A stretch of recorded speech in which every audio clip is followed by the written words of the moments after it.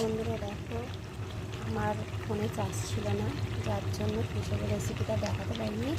কিন্তু আমি সব বলে দিচ্ছি যে পুঁইশাকটা মাছের মাথা দিয়ে করতে গেলে তোমরা কী কী দিয়ে বসাবে। প্রথমে পুঁইশাকটাকে এরমভাবে কেটে নেবে, কেটে নিয়ে আলু কেটে নেবে, কুমড়ো কেটে নেবে, বেগুন কেটে নেবে, নিয়ে কুমড়ো আলু বেগুনটাকে বেশি ভালো করে ভাজবে।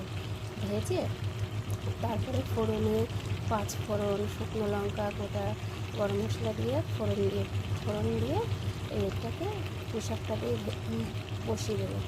বসিয়ে দেওয়ার পর বড়ি ভেজে নিয়ে তুলে রাখতে পারো। আগে বড়িটা দিয়েছি আমি, ভেজে তুলে নিয়ে দিয়ে দিয়েছি। তারপরে নামানোর আগে কিছুক্ষণ আগে এই মাছের মাথাটা দিয়ে এখন আমি নামাবো। আমি এখন মাছের মাথাটা দিয়ে দিলাম। রুই মাছের মাথাটা ভেজে দিয়ে দিলাম, কারণ আমার সব সিদ্ধ হয়ে গেছে। আমার ফোনটা চার্জ ছিল না, যার জন্য দেখাতে পারিনি। মাছের মাথাটা দিয়ে একটুখানি নেড়ে চেড়ে ঘি গরম মশলা দিয়ে নামিয়ে দেবো। আমার পুঁইশাকের মাছের মাথা দিয়ে পুঁইশাক রেডি হয়ে গেছে।